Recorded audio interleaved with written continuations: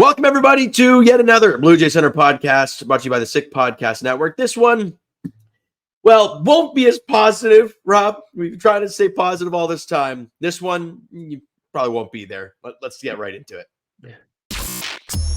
Turn up your volume. Because you're about to listen to the Sick Podcast.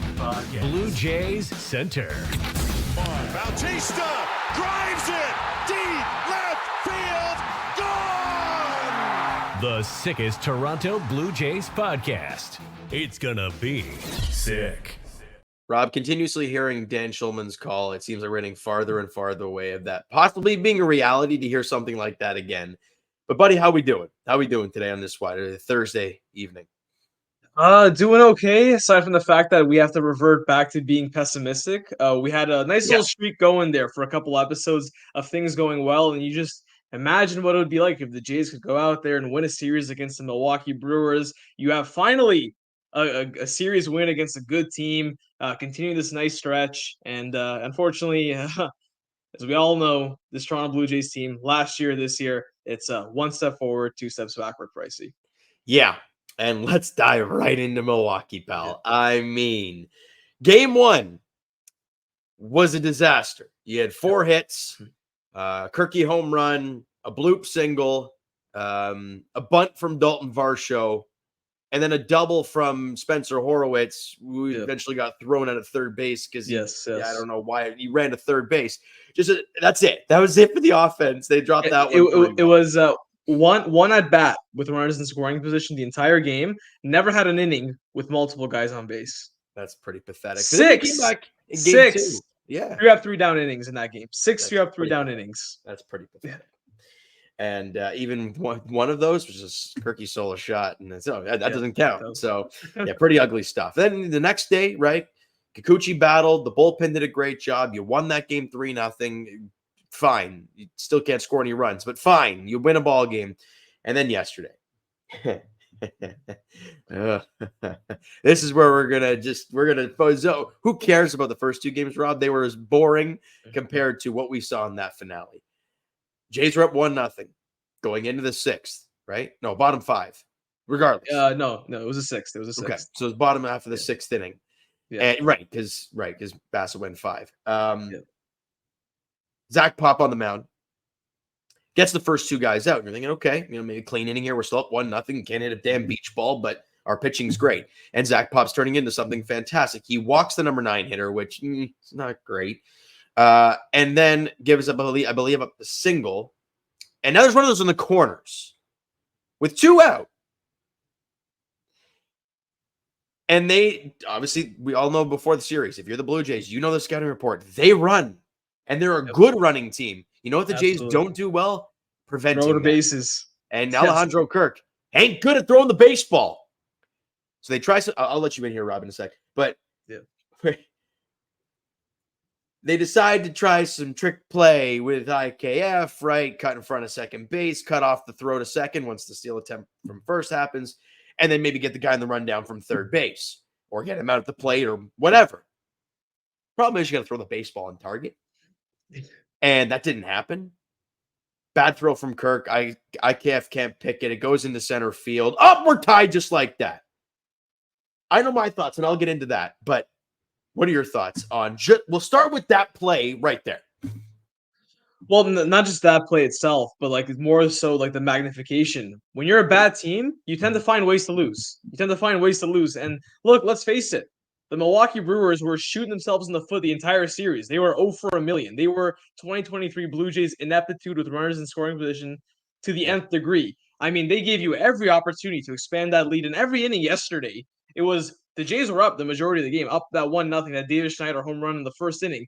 Every inning for the Blue Jays, it was anemic, 3 up, 3 down, quick and easy, neat and tidy innings for Tobias Myers on the Brewers pitcher. And yet every single inning, Chris Bassett was in trouble. He was in jams all afternoon long. Bases loaded multiple times, 2 runners on multiple times, and you just had to think eventually the Brewers are a good enough team, man. They're top 10 in offense all across baseball, not just in the National League. And obviously they're first place in their division for a reason. Granted, not a great division, but you knew eventually they were going to come through at some point And yeah, obviously that 5-run inning, that play there was the genesis of that inning. And I mean, you can talk about that play all you want, but ultimately, the reality is that if your starting pitching isn't picture perfect great, then this team doesn't have much of a chance to win because we saw yesterday what the problem is. They don't score enough and they don't prevent enough once the starter's out of the game. That's telltale sign of the Blue Jay season. That game yesterday, 5 innings from your starter, albeit didn't look all that sharp, and yet, yeah, just find a way to lose. And I mean, maybe we'll talk later about that ninth inning, but yeah, that's my general thoughts. Oh, we'll get to that ninth inning. Yeah. I also just didn't like. I agree. Your offense was still anemic. That's still the issue with the game. Yeah. However, it made zero sense to me. Like right as it happened, like I'm working and I have my AirPods in, and listen to the radio call, and as it happens, I'm like, hold on a minute here, Rob. You mentioned in this series they have been anemic. Yes. With runners in scoring position. They hadn't had a hit with runners in scoring position. Over 20 something too. It wasn't like a small sample. It was They had plenty of over chances. 12 in game 2 alone. It was Right. no good. They were useless. And Contreras was at the plate and he was having an awful day. Why do you think they start the runner? Try and cause havoc. And they did. And with 2 out, it made no sense to me in a 1-0 game to throw that ball through, regardless if you're trying a trick play or not. It made no sense to me whatsoever, whether that's coming from John or, as Kevin Barker would say, the khakis or the 15 other coaches they got going on in the dugout. Whoever the hell, I don't know. It's hot garbage to me, Rob. I was baffled when I heard that. It just like it just goes to show like what you don't trust your pitching staff like Yeah. that's supposed to be the strength of this team, the pitching and defense team. And obviously I mean like look, Zach Pop, obviously after that inning it kind of unraveled on him a bit, but he'd been a guy who looked pretty good for you for the most part. I mean, he's been I would argue, and the numbers after that outing itself have been inflated a bit, but like Sure. I would argue he's been one of your few trustworthy guys, one of the few good stories that's come out of this pen all season long. So it would have been nice to go out against, obviously Contreras, a good hitter, but a guy who had a tough day, like you said it earlier. So, yeah, definitely not. It was just way overcomplicated. I mean, hold on to the ball, the runners on third and second. Trust your guy. Trust your guy. Yeah. I know it's obviously easy to say now in hindsight, but yeah, no, to lose like that. Well, they didn't lose like that, but they gave up the lead like that. It's tough to swallow, man. It just sucks because we heard all season long, if this team's going to win, it's going to be via their pitching and defense. And yet, when you're pitching and defense, you don't even trust them. Then what are we doing here? Well, what's the identity of this team after all? Because we know it's not hitting. We know it's not hitting, Pricey. Definitely not. But Zach Pop's sinker against righties is electric. And that's why it's like you took the ball right out of his hands. And you mentioned he's one of the guys you try, other than in this bullpen right now, like no Romano, no Swanson. Yeah. Swanson. Yeah. Anyways, other than Jimmy Garcia and Chad Green, who do you feel actually confident going out there every inning? It's probably Zach Pop is the next guy. Yeah, right after. Yeah, I mean, you can argue Nate Pearson and Trevor Richards, but yeah, I think Zach Pop's got as good of a claim to stake as any of those guys. Yeah, absolutely. Yeah. Now, it did unravel after that, and Tim Mesa. I mean, you're a big guy for him. That's obviously pure sarcasm, but that was awful. Like, and I think that's understating it. He was putrid, pathetic, whatever word you want to use. The home run he allowed, I mean, do you want to throw him even more of a cookie? Like, holy crap. You're down. It's a 1-1 ball game. Or did he come in when it was already 2-1? I can't remember. No. It was no. I believe they were trailing when he came in, but he could because he faced Yelich, and then Yelich got on against him. Yeah, to face the lefty. Right, the lefty specialist, right? As you put it in the chat. Yeah, great. Right. It's pathetic. But he went down 5-1. Okay, here we go. Are you ready? You wanted to talk ninth inning, Rob. We got your ninth inning, and the big comeback was in full effect for the Blue Jays. Down 5-1 going into the ninth inning. How many Jays fans actually feel confident they'd come back and win that game? Probably 0%. They make it interesting. And all of the Buffalo guys get it done. Ernie Clement, Spencer Horwitz, Davis Schneider getting on base. Bo drives them in. We'll get to Bo in a bit in a stat genius. They start driving in runs. It gets to a point where it's 5-3. The bases are loaded. Nobody out. And the time run is in scoring position. We're at this point of the game. And this is where John Schneider lost me. I mean, I've been trying my best not to defend him, but not to go at him because we know a lot of these decisions are not him specifically. But letting George Springer face Tyler McGill in that it's just, you're asking to lose. Yeah. George, with Vladimir Guerrero Jr. on the bench, nobody out, bases loaded, and McGill just walked the first guy that he faced, or did he allow a hit? I think he might have he walked. So I don't know. Bo was the first guy he hit. So Bo singled that infield single to the right side, and then so he walked allowed a hit and then a walk. Yeah. And now the bases are loaded, nobody out. You have him on the ropes. You have a chance to pull Springer, who has been pathetic against anybody this season, but more particular high velocity. And you have Vladimir Guerrero Jr. sitting on the bench and a chance to just rip the jugular out of these guys because they can't find a way to get an out. But 3 pitches, uncompetitive at bat, he strikes out. Just awful at bat. And I don't know why the hell he even had a bat in his hand. I really don't. Yeah. Kirk flies out, gets sack fly, 5-4. Oh, here comes Vladdy with 2 out. Needs a line drive. Ball game, you lose. I thought that was one of the most egregious non-pullings, I guess you want to call it. But don't you kind of get it, though? Don't you kind of get it, though? I mean, look, I know what we're going to say. Well, he's making $25 million. Yes. Well, if that's what we're doing, pack it in for the season, guys. Just pack it in. If it's all about, well, he's making no, shut up. Okay, shut up. It's enough about money. If you want to win a ball game and you want to have butts in the seats, you got to win because the wide center will thin out if it gets to that point. Yeah. No, I mean, I'm with you there. I'm trying to do the reverse math in my head now because obviously after you lost that game, I just didn't want to deal with any of that. I completely tuned off all Blue Jays convo until now, frankly, to be honest with you, because that was just a really bad loss. But so hang on, I'm trying to think what would happen. Varsho was already out of the game at that time, and obviously, you pinch hit for George Springer there. That means Kevin Kiermaier's come into the game, who was already kind of banged up. And then what's the rest of your outfield though? Because I'm trying to think. I mean, I guess you have Davis and left. You got to score runs. I understand. You got to score runs to even have that happen.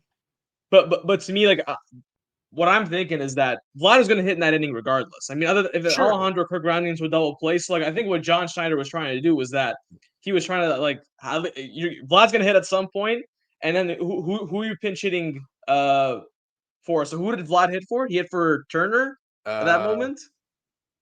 He pinch hit for Kiermaier apparently. So I think Kiermaier might have been introduced, and then Vlad came in, but Willie Adames to end the 8th inning flied out to Kevin Kiermaier. Kiermaier came out in the bottom of the 8th.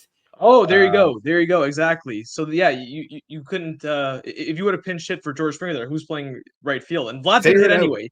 I mean, no, but what I'm saying is that Vlad was gonna hit anyway that inning. So him hitting George Springer there, I mean, someone it's either Kiermaier was gonna hit that inning anyway. You know what I mean? It was either Kiermaier or George Springer. So at that point, you kind of get it because Kiermaier was gonna hit in that inning at some point. That's what I'm saying. Right. I get believe that. We have that right. Sure, if we are. I mean, we could be butchering this thing completely. Yeah, exactly. My thought process is this. I try to put myself in the pitcher's shoes, right? You're Tyler McGill, right? Yeah. You didn't think you were coming into this ball game, for one thing. Yep. Now you got to come into the game. Yep. You've given up a hit and a walk. The bases are now loaded, and you might blow this save. You are on your heels. You got to figure things out. And the Jays have an opportunity to keep you feeling on your heels by putting out Vladimir Guerrero Jr. Right. Now, if you're Tyler McGill and you see George Springer strike out, Kirk fly out, it's like, okay, I got 2 down now. Now he's going to face Vladdy straight up. And it's, he's a tough matchup, but that's you can get him out. And he did. Fair. You have a chance to knock a guy on his ass because he is not feeling it. The team is reeling at that point in the game. You could probably, God, there weren't many fans in the stands, which it still baffles me how a team who's leading the division and all that stuff. Anyways, I guess that's just a Toronto mindset. Give them a break. Middle of the day. We'll give them a break. Sure. It must be camp day or something. I don't know. Down in Milwaukee. But regardless of that, you have a chance to knock them clean on their ass. Vladdy comes up, looking fastball first pitch, maybe because he's on his heels. He's trying to get a strike over because he's not thinking about walking anybody. There's nowhere to put him, right? There's nowhere to put Vlad. And you got to face him. You got to throw him strikes, and Vlad can go up there and hammer one. But he comes up with runners on the corners and now 2 out. So I understand the whole situation of, you might not have had this guy playing this. I don't care, man. You got to get the lead to even deal with that.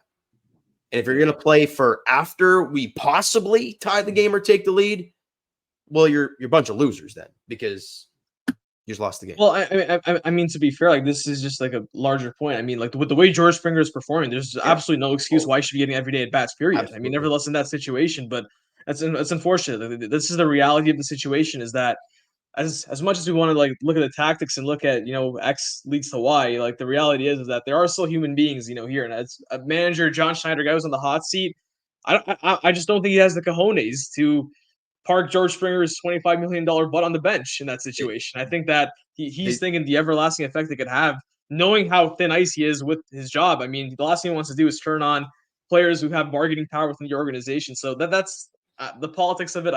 We don't have to go too far into that, but like Sure. in a sense, I agree with you that you at that point you want to go for the kill shot, have Vladdy in, let the wheels keep spiraling out because the wheels were in motion and in that Milwaukee for the Brewers there. They were about to fall off, and fortunately didn't quite. Although I will say though, moving on from all this tactic The one nonsense, thing, we'll talk Rob, about. can I jump in for a Yeah, second? go ahead. Yeah, go ahead. So you mentioned the whole George Springer thing and, yanking. I mean, different scenario. One was a free agent. One, he's obviously not next season, but all that stuff. They were totally fine with yanking Matt Chapman in the 9th inning last year and have Kevin Biggio hit for him. Remember that? Wow, I remember that. Yeah. I remember that. Right. And it paid off and they ended up winning the ball game. Yeah. So this is Vladimir Guerrero Jr. we're talking. This is name Kevin Biggio. Shout out to Biggio now in LA.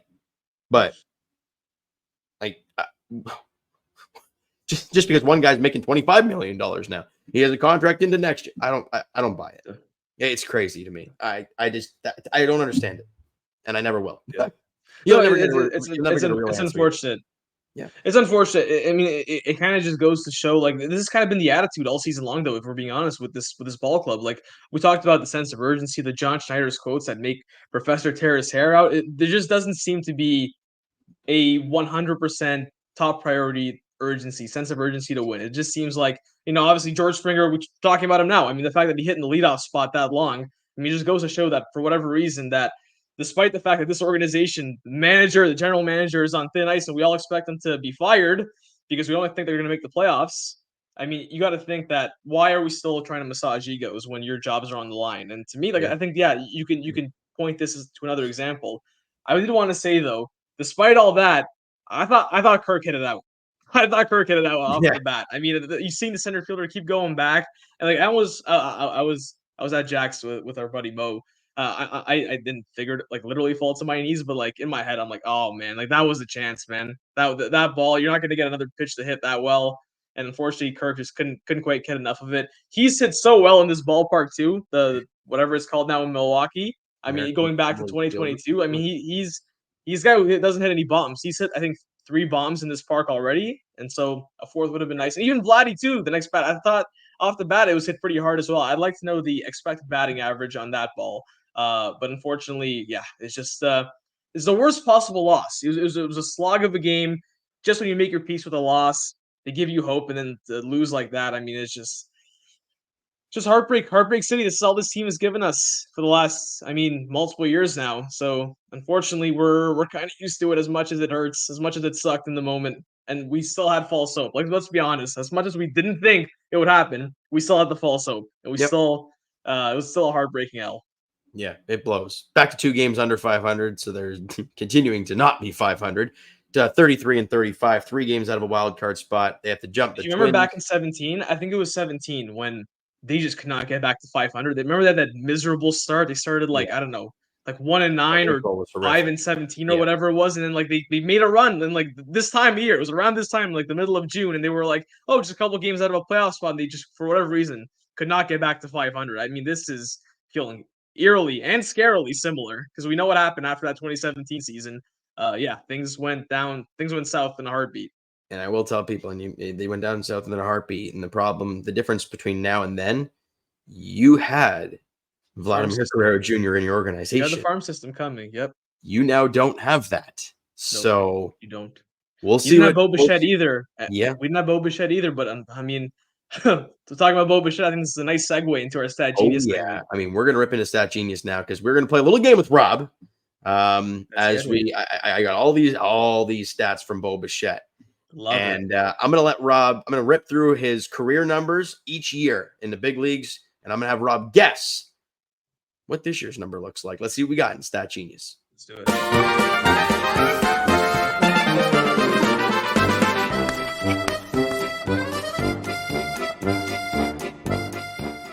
All right. So It's kind of nice being on the other end of Stat Genius, I'll be honest. Yeah, this is my first Stat Genius. I got a real frisky looking this thing up, and I'm like, I got to dial this in. This is so fun. All right. Before we get into the game itself, I just, when I was looking stuff up, I saw a couple of numbers, and I'm like, this is just unheard of. So, Bo Bichette this season, I'm going to bring up his total number of at-bats, okay? Where is it? Bo Bichette. Okay. So, he has 254 at-bats, all right? Again, I'm pretty confident this is correct. 254 at-bats. Take a wild guess, Rob. How many 2-0 counts he's been in all season long in for his at-bats? How many 2-0 counts? Oh gosh, I'm just trying to think of a point of reference. Like, what would be a lot? What would be a little? I mean, I'm trying to think. I will say. I mean, do you want a number or a percentage? Number. A number. I will say 25. Not even close. Again, there's no way this could be true, but I had to double take 3 different times to actually see. 4, Rob. That's insane. 4. That's 3-0 crazy. counts. I'm not gonna make you guess this one. Okay. If you're talking about actual ABs, 0. He has 1 walk. So no 3-0 counts. It must have been 3-1 and walked or something like that. And at 3-1 counts, he's had 3 at bats. Right. I mean, we know Bo Bichette's a free swinger, but for the love of God, like, that is pretty painful. And I had to like triple take these numbers. I might even be wrong with them, but I don't think so. I had to look at them a lot, and it's ugly. Now for this little game. All right, Rob. So let's start with the more generic stats that people know about. WRC plus. Okay, let's go through starting from 2019 and preface everybody. 2020, short year. So don't dwell on it too much. So 2019, 143. Excuse me, 143. 2020 was 120. 2021 was 122. 2022 was 130. And 2023 was 125. What is Bo Bichette's WRC plus as of right now in 2024? So I did look this up somewhat recently. I believe it's got to be low 80s. Is it 80, 81? 82. 82. There we go. Bottom line, that's pretty pathetic. So basically, for anyone point of reference, WRC plus 100 is a league average. So Bo Bichette being at 82 is 18% below league average. Yeah, which is, as Pricey just mentioned, reading off all those numbers there. For his career, he has been significantly above league average, always at least 20% over, some years more than that. Yeah, definitely. Now, this one's a little bit more generic, but I just thought it was kind of interesting. Double plays this year for Bo Bichette. He's hit in? So he just hit into 2 recently. I know that. Right. So in 2019 and 2020, now this is crazy for me. 2019, he played what, like 60-odd games, something like that, maybe a little bit more than that. I believe it was just under 60, because I remember when we did our 2020 preview, we were like, okay, so we're going to compare his 2019 season to the 2020 season because it's the same number of games. Right. So in 19 and 20, he grounded into 2 double plays each year. Total? 2. Oh, each year. Okay. Yes. Yeah. Okay. But each season was 2. 2021, 10, obviously full season. 2022 was 21, which was kind of interesting. 2023 was 14. And what are we at so far in 2024? Well, I will guess it's maybe a little less than I would think, because the Jays, for whatever, like, they probably just don't have enough guys on base to make it for him to ground into double plays. But I'll say he's ground into 6 double plays. Already 11 this season. That's insane. That's insane crazy stuff. He has 3 off of his season total last year. He's like gonna eviscerate his previous career high. Rob, you combined his 19, 20, and 21 season. That's 12. And he has 11 already through almost 70. Wouldn't it be 14? Because it's 2 plus 2 plus 10? Yes.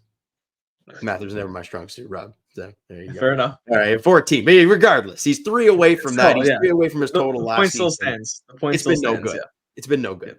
Now to one that Jays fans, baseball fans probably knows, Babbitt, right? It's kind of a thing to say, okay, well, is he getting unlucky, right? So 2019, 368.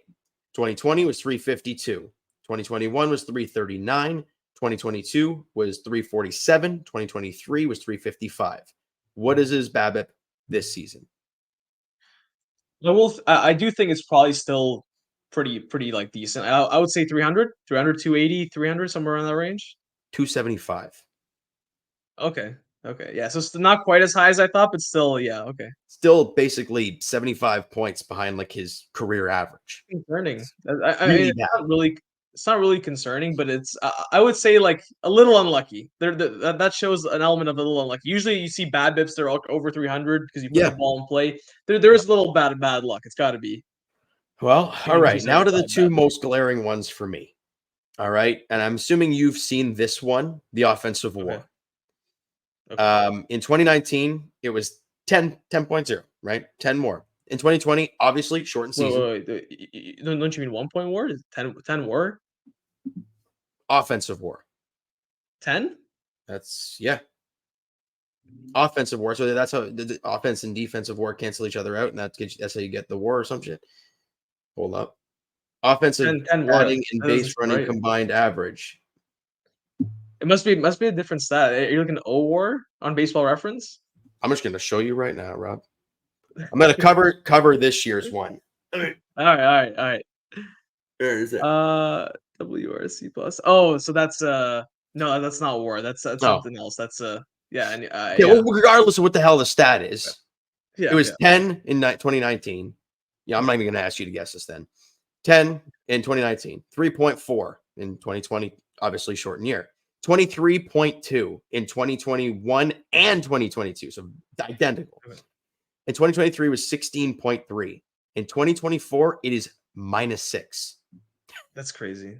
That is absurd. You just hear me saying that's wild to everything. I know I don't want to sound like a broken record, but like it's just insane. That like this is the value we're getting out of Bo Bichette. And this is the last one I got, and it's the one that really kind of sums it up for me. His barrel percentage. You always hear about Bo Bichette just ripping line drives, right? Doubles machine. That's what he is. In 2019, 8.2%. In 2020, 12.5%. In 2021, 9.9. In 2022, 9.6. In 2023, 9.6. What is his barrel percentage so far this season? It's got to be about 5%, right? Got to be about 5. No, you give me a number. I'll say 5.8. Just throwing it out there. 4.7. Damn. That was the one for me when I was looking through all this. I saw that and I'm like, kind of feels right. It kind of feels like what the type of season we're seeing from Bo Bichette. And it does kind of tie into some of the previous numbers you mentioned already, like the BABIP being so low. Yep.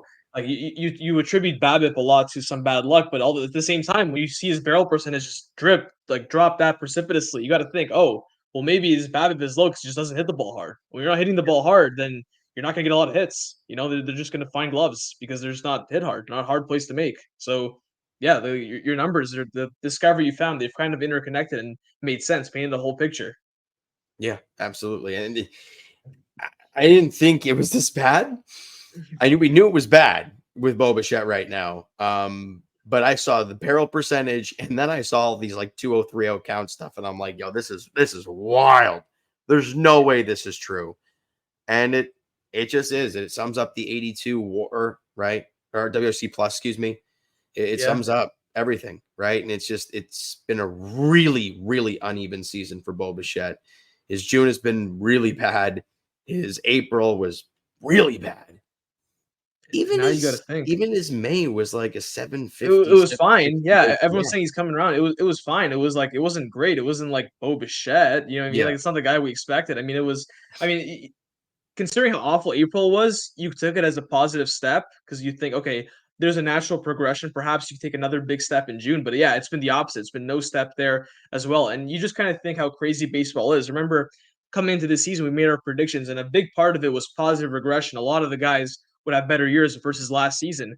But we never factor in the possibility that one of your cornerstone players, your best hitter last year, would precipitously fall off. He's hitting like 200 points, OPS points lower than he did last year. I mean, that's it just for a team that already doesn't score a lot of runs, that doesn't have a lot of thump in that lineup. They just could not afford Bo Bichette having the season that he's had, frankly. And unfortunately, it's a lot of pressure to put on the guy. We know, obviously, the contract situation. But yeah, no, what the production's been so far, it's just plainly unacceptable for a guy of Bo Bichette's caliber. You know, we know what he's capable of. We know how good he is. I mean, this is just not anywhere near what it needs to be. Absolutely. It's been a painful watch. Now, that was a very lengthy segment for me, but I thought I'd dive in a little bit. We could play a little game, even though I butchered one. You guys, that's people know I can tell. I mean, this is my first stat genius. I wonder why, because they even freaking know what this offensive war thing I got going on here. But it's fine. It's fine. It just was really egregious. It was really egregious. But now you have a stat genius thing for me. So what we got, bud? I do. I'll be honest, a little bit of cheating. I got this stat from Twitter. One of Jay's Twitter legend Damon handle is Atkins to Alcatraz. Cool name there. I wanted to come up with some of my own. I didn't want to cheat, but I thought this was pretty interesting. I will lay down some parameters, but this is the tweet as following. The 1977 expansion Toronto Blue Jays lost 107 games.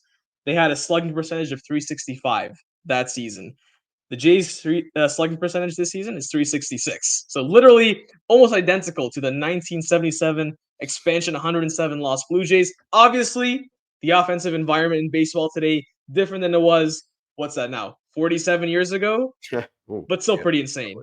But still pretty insane that the Blue Jays team that has this payroll, I mean, obviously, we don't have to talk about interest rates and inflation and all of that, but the fact that this is a much, much higher payroll, a team that has much higher expectations than an expansion team back in 77 is insane that this is the kind of lineup they're throwing out there. And I think I mentioned on our previous podcast, or I can't remember if it was last one or 2 podcasts ago, whatever, but you look at the type of payroll that this team runs out there, and yet here we are in the middle of June, and we're sitting there looking. You only have four starters in the whole organization that you trust. I mean, not 4 starters on the team, because a lot of teams only have 4 good starters. Yeah. But that's it. If one guy gets hurt, it's curtains. Like, this season is over if one of these starters were to get hurt, which is the terrifying thought, man. Terrifying thought that you can't get out of your head. You mentioned earlier, last segment, 2 relievers who you trust, and a lineup that's been as bad as they have. I mean, yeah, it's once again, and I've beaten this drum, and we've all beaten this drum all season long. Just the poor team building job that Ross Atkins has done. It's pretty insane. I thought that was a pretty eye-opening stat there. Also, shout out to Atkins to Alcatraz. Love it. Love the handle. Yeah. It's great. Because sign me up. Anyways, Berto. Awesome tweeter, by the way. A lot of funny tweets. It's fantastic. Now, and he's a big Varsho fan too. So extra points. So you're a guy. There you go. Yeah, so you guys are buddies. Maybe it's my burner. Well, I could have to check your phone next time we hang out. But anyways, now to an actual positive segment, because look, I can't do everything negative. I mean, we could, but God, who wants to hear that? It's not as fun. There's one guy. I mean, with Kevin Biggio getting the boot, going to LA, and he's probably loving life right now. Spencer Horwitz got the call up. He has not stopped hitting. He's been plucked in the leadoff hole the entire Milwaukee series. Question I got for you, Rob. I know it's early. Yeah. But is Spencer Horwitz the real freaking deal here, bud? So I'm going to answer this question by doing a thought experiment. So picture a silhouette. You know, you have this guy. The Baseball Reference picture doesn't even have a picture. It's just a silhouette. You see 24th round pick, 26 years old, just got called up from the minors. No power. Do you feel like he's legit after 50 plate appearances in the big leagues or 60 or whatever? Would you say no? You would say no, right? Right? Yep. Based on all of that. But I don't think that's the case. I think just watching Spencer Horwitz, just the eye test, just watching his approaches at the plate, and obviously, like I've said before, I've gotten to see him a little bit in Buffalo there. The approaches at the plate, the way he goes line drive to line drive, and the way he just hits. I mean, you just look at him, the way the aura that he has at the plate. I mean, yeah, no, I will say that, you know, obviously it's extremely early, and all the stats point that, you know, this is not necessarily a cornerstone prospect. He's more of maybe a shot in the arm type of guy. He's a long way to get to Davis Schneider territory of last year, but I mean, it's been very impressive. I mean, it's been a great start so far. I mean, even last year we saw the flashes, but this year, I mean, just the way that he's kind of, in a sense, I mean, I don't want to say saved the lineup because they haven't scored runs even with him, but I mean, I think that he's a legitimate everyday bat. I think that as of right now, like we said last time, he should be your leadoff hitter, at least against righties for the time being. Absolutely. So yeah, is he the real deal? I think it's a good start. I think that just by watching him and seeing how he goes about his plate appearances, I like what I see. I think he's definitely an everyday hitter in this lineup. I mean, obviously we have to see. He hasn't faced a lefty yet. I believe they faced I can't remember that guy's name, Hogan Harris for the Athletics. He was in the lineup there, so we'll see how he does against like a lefty starter. But yeah, so far against righties, he should be playing every day, no doubt about it. And more often than not, you're going to face righties. There's a lot more right-handed pitchers than there are Yeah, of lefties, course, so yeah. he's fine in that sense. I'm just gonna rip through his numbers. I know it's the most minimal of minimal sample sizes, but I don't give a crap. 5 games in, he's hitting 389 with a 476 on base and 920 OPS. He's got a double, a couple RBIs, only struck out 3 times in 5 games. He's walked twice, and his first game that he played in this season, he may not have gotten a hit, but he drew a walk and scored a run. He scored the run that broke the record. He scored the run that broke the record. That 30 straight innings or something like that. Whatever. You mean when the Jays scored the run that they didn't even get a hit in the inning? Yes. Yeah, that's the one I'm talking about. He was the one who scored. Exactly. He was the one who saved this team's legacy. That game, he didn't get a hit that game. Yeah. But then he proceeded to the next 4 games that he's played get hits. Also hits. And not only that, in all 3 games in Milwaukee, multi-hit games. So he's been good. He's been great, like you talked about. His approach, he just looks, for a guy who's, I guess, trying to solidify his spot in the big leagues, he looks calm as hell. He really does. Now, watch him try and play second base. Yeah, it's a work in progress. It's okay. But with the bat in his hand, I mean, like with this Jays team, I don't care what the hell he does in the field. No. I could give a crap what he does. You can swing a bat, get in the damn lineup. That's why he's hitting leadoff. I have 2 observations for you. One is a Spencer Horwitz related. One is more of a team related. So one of the obviously Spencer Horwitz. I will say, aren't you a little surprised he doesn't have more power? I mean, like you just look at him at the plate, he looks like a big, towering lefty who hits the ball hard. I mean, even that home run that he hit in Colorado, which you were there for. You were there for his first career home run last year, back at Coors Field in Denver. And he talked about that during one of the media scrums in Buffalo this year, how he got the ball back. And I just thought of you being at that game. But he crushed that ball. Like, granted, it was Coors Field and the altitude, all that stuff. But like, I don't know. It just feels like he looks like the type of guy who can generate some power. I don't know, like all the, the trajectory, the analytics, and the bat path, and all that stuff that generates power. But I feel like he's a guy who, the right hitting coaches come across him, maybe he can find a way to run into some more bombs every now and then. I mean, that was obviously his biggest indictment, the fact that he doesn't have more power. That's what got him called up to the big leagues a lot earlier, rather than right now. I believe he's 26, I believe he is. But why you look that up? So yeah, I think that was a cool food for thought there. And one last point. This is more of a Blue Jays related thing, not Spencer Horwitz, but like we've seen Vlad start at third base to get more offense in the lineup. We've seen Davis Schneider play left field to get more offense in the lineup. We've seen now Spencer Horwitz play second base to get more offense in the lineup. I mean, are you worried that the Jays have completely shifted off their pitching and defense approach, their identity? Like, does that kind of show you? I understand, like, I agree with it. You have to do it, but like, doesn't that kind of like play into the fact that like this team just completely missed the mark and that they just abandoned their identity and that they don't know what they're doing really? If you believe in the fact that Ross Atkins will be gone at some point soon, and he's the one that's pulling the strings on decision making and all that stuff, and Josh Schneider's just the puppet, then it's desperation mode for him. Yeah. And you got to find any sort of way to win games with this roster, but it's just not going to work. But yes, they're desperate. That's what they're at this point. It's pretty evident. Putting Vladimir Guerrero Jr. at third base when nobody heard anything about this for quite a while, and then all of a sudden, boop, pops up taking ground balls the morning of, and you're like, what? Oh, what? Hold up. And it's just, and then he starts at third, and and obviously, like you mentioned, Spencer Horwitz, who's been basically a first baseman his entire life, is you're second base, bud. It's like, oh, okay. So it's like, yeah, they're desperate. They're desperate for offense, and it's pretty evident. And that might tell us a lot as to the future of Ross Atkins or lack thereof. And I think the embarrassing part is like you're starting Vladdy at third base in order to get a guy who you picked up off the street on a minor league deal to clean up for you in Daniel Vogelbach. So I think I think it's a bit of a tough look. I think it's a bit of abandoning what you believed in. Not that what I think they believed in, the defense first approach and this lineup being good enough, was ever a good strategy, but it just seems like, okay, well, I mean, I guess it's better late than never, but still, yeah, bad planning, just bad team building, bad planning. It's rough. The last thing I want to bring up, and I said it earlier on in the season, that Joey Votto would never play a game with the Blue Jays this year. God, And I we're- felt we're pretty here. confident about it until I don't know what radio show I was listening to, but they brought up that 590? I can't remember which one though. Okay. And they brought up like, yeah, Joey Votto is slated to get into minor league games. And I'm like, no, this is actually going to happen. And we all know that big if, because there's bats down in Dunedin as well. So good luck with that. Could slip on one of those. But if he does come up here, it's the very easy flip. Daniel Vogelback, pack your bags. See it, pal. Joey, figure it out. We had a 40-year-old. Here's a 39-year-old. Let's see what happens with a bunch of old guys. I don't know. I just feel like that's what's going to happen. I really do. And that'll do positive light on Ross Atkins. Bring the Canadian guy. He's playing it. No, shut up. But I heard the report, and I had to bring it up briefly here. Yeah, so well, first of all, my tinfoil hat is that there was never a real injury. That this was just he was just stashed to the side, put on ice for now. Yeah. I didn't think I was like you. I didn't think he'd play a game. I think if he did, he'd have minimal impact.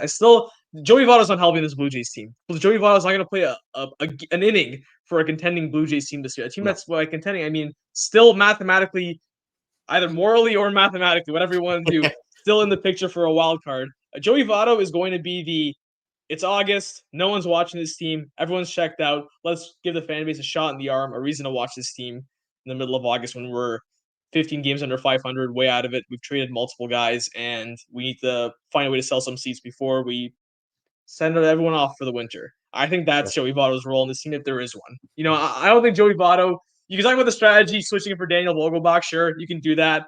No, I don't think Joey Votto plays for a team that's actively trying to win baseball games. I think once you hold the plug, and then sure, bring him up there. But yeah, I still feel, despite the recent news, that he's back. And is he playing games in Dunedin? Is that official yet? I don't think he's played any yet, but I think but he's rehabbing whatever. Soon, yeah. So whatever the hell that means. Sure. All that stuff. I don't believe it. I don't think he plays a moment for this team while we still have expectations that they can make a playoffs. Which, by the way, even after that loss, they're still 3 games back of a playoff spot. They're in it. You know what I mean? As much as we hate to see it, or hate to say it, I should say. we love to see it too, but I don't know. Some people hate to see it, but they're in it. They're still in it, as ridiculous as that may sound. They might not be in it for long with this juggernaut schedule coming up. You play, I think, 6 games of the next 9 or 7 of the next 10 or something like that against the Guardians, who are really good. So, I mean, you could easily envision a scenario where they go 3-7, and then that's it. Forget about all this goodwill that we talked about. I mean, they're selling. So, yeah, I think that's ultimately where we're headed in terms of Joey Votto. Which, honestly, I didn't think we'd talk about him again after March, but I'm glad we have some Joey Votto content here in the middle of June. Yeah, you mentioned the Guardians. We're going to see a lot of them over the next couple weeks or so. And it's going to be ugly, Rob. Best team in the AL Central. They're 20 Francis starting tomorrow. Are they not skipping a start? Who? Is Bowden Francis starting tomorrow, or are they not skipping a start? So game 1 is Kevin Gosman versus Logan. Okay, Allen. so they are skipping a start. Okay. Good. Which we talked about. I mean, you got to do it, right? You have to do it, yeah. But it's TBD right now for Saturday, so I'm not sure what's going on there. And then scheduled for Sunday. Wouldn't it just be the next guy? Scheduled is Jose Barrios for Sunday.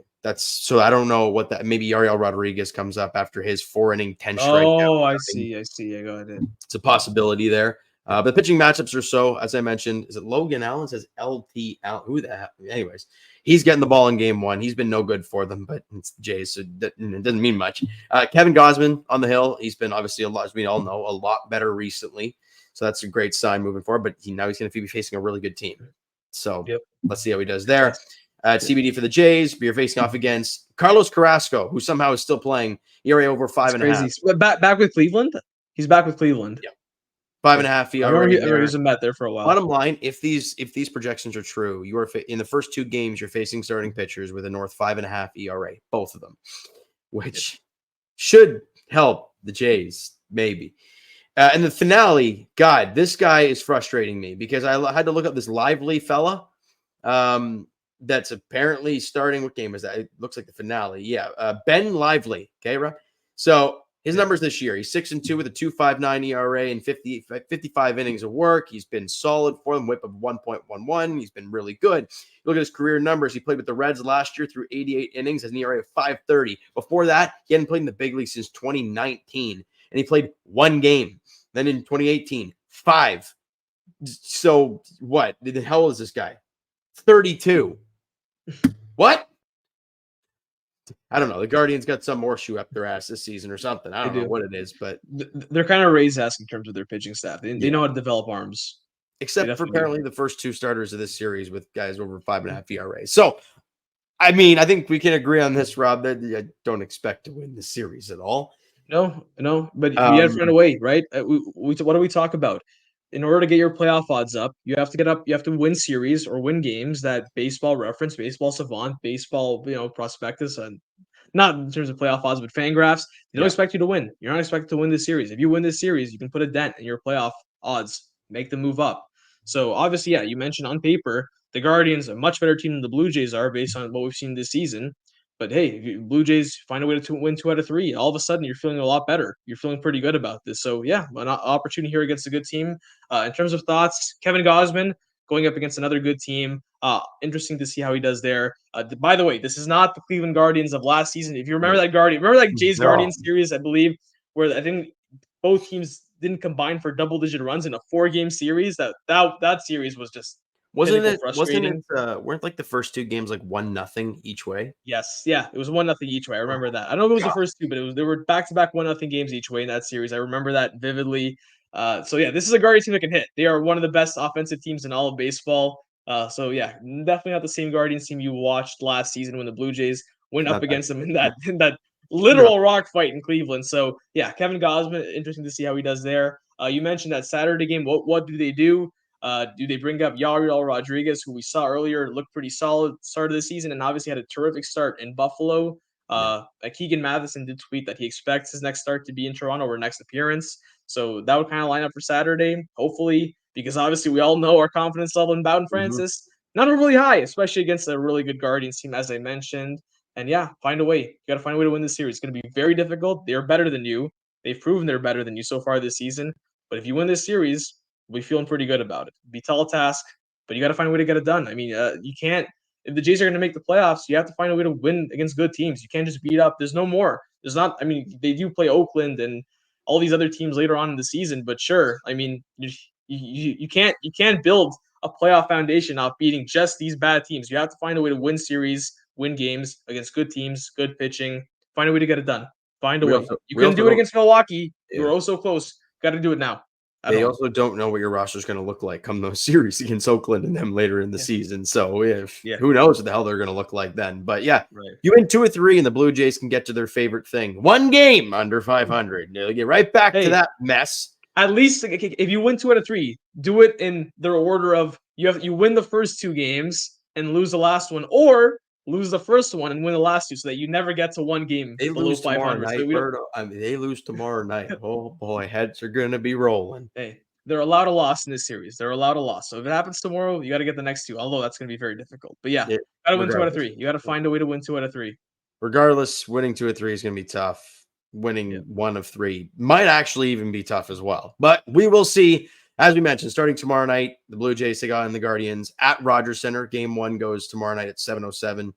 And Kevin Gausman versus Logan Allen is the pitching. Is it Logan? I make sure I'm doing. Yeah, Logan Allen is the pitching matchup in Game 1. Game 2 is Carlos Carrasco versus TBD. It could be a hybrid of Bowden Francis, Yariel Rodriguez. Hopefully, not just Bowden Francis. And the finale, Ben Lively versus Jose Barrios. That's at the 1:37 first pitch on Sunday afternoon. So for me, this is my last pod for, maybe till next Sunday. But you guys will be holding the fort down regardless. So it's only one pod. No big deal. It's Sunday and then Thursday, though. Oh, right. Yes, you're correct. So maybe 2 pods. But regardless, boys, lock it down. And hopefully when I would talk to you guys again, it's positive vibes, even though we've still been waiting for this for quite a while. What could go wrong, Pricey? What could go wrong?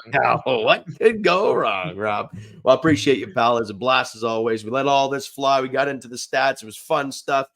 All right. As for myself and Rob, we appreciate you for listening and or watching or whatever the heck you're doing. And as for Shane, behind the glass, appreciate you, pal, as always. And go Jays. Go Jays. And that's a wrap. Hope you don't miss us too much until next time. Follow the Sick Podcast Blue Jays Center on YouTube, Google Play, and Apple Podcasts.